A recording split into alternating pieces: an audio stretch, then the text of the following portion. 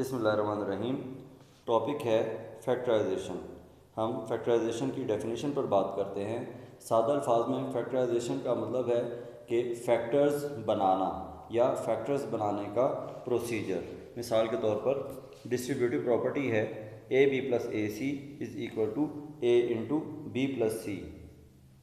अगर ये प्रोडक्ट है तो ये जो दो हैं ए और बी प्लस सी, ये दो इसके फैक्टर हैं। इसी तरह नंबर्स में 6 अगर प्रोडक्ट है तो ये जो दो नंबर हैं 3 और 2, ये 6 के फैक्टर हैं।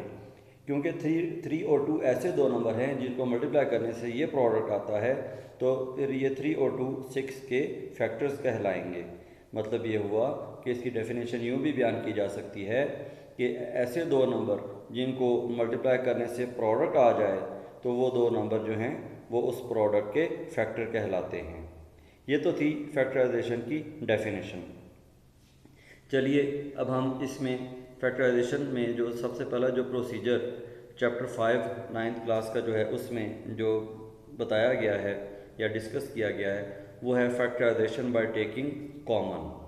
स्टूडेंट्स, फैक्टराइजेशन के बहुत से मेथड हैं जो क्लास 9 के चैप्टर 5 में पढ़ाए जाएंगे। इसमें सबसे पहला टॉपिक है फैक्टराइजेशन बाय टेकिंग कॉमन। अब इसमें ये एक एग्जांपल मैंने लिखी, 15a² b³ plus 25a³ c। Factorization by taking common, इसमें दो हिस्से हैं। सबसे पहले तो ये कि यहाँ पर ये जो दो टर्म्स हैं इसमें ये जो नंबर लिखे हुए हैं 15 और 25, इनमें से आपने कुछ कॉमन लेना है। तो इन नंबर्स में से कॉमन लेने का तरीका ये है कि कोई ऐसा टेबल सोचें जिसमें ये दोनों नंबर आते हों। तो वो टेबल है 5 वो बड़े से बड़ा टेबल है जिसमें ये दोनों नंबर आते हैं। आपने वो 5 आपने कॉमन ले लिया, आपने 5 यहाँ पर लिख लिया। अब ब्रैकेट के अंदर आपने 5 से इसको भी और इस नंबर को भी डिवाइड करके लिखना है।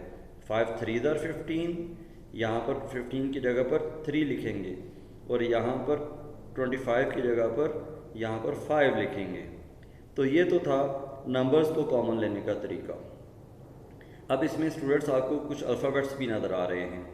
अल्फ़ाबेट्स कॉमन लेने का तरीका ये है कि ऐसे अल्फ़ाबेट जो दोनों टर्म्स में हैं या जितनी भी एक्सप्रेशन में टर्म्स दी हुई हैं उन तमाम टर्म्स में जो अल्फ़ाबेट कॉमन है वो हम कॉमन लेंगे। मसलन इस टर्म में भी ए हमें नज़र आ रहा है और यहाँ पर भी हमें ए नज़र आ रहा है, हम ए कॉमन ले लेंगे। यहाँ पर इस एक्सप्रेशन में बी पहली टर्म में है दूसरी में नहीं है तो हम बी कॉमन नहीं लेंगे। सी दूसरी टर्म में है पहली में नहीं है तो हम सी कॉमन नहीं लेंगे। हमने 5 के साथ ए भी लिख लिया। अब आ गई बात पावर की। यहाँ पर ए की पावर 2 है और यहाँ पर ए की पावर 3 है।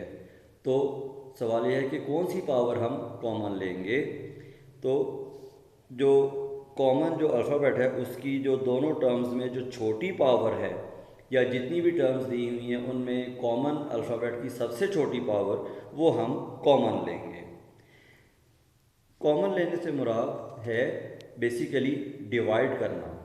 मतलब ये कि फैक्टराइजेशन बाय टेकिंग कॉमन का मतलब है कि हम जो चीज़ हम कॉमन लेते हैं उससे हम दी हुई एक्सप्रेशन को डिवाइड करते हैं।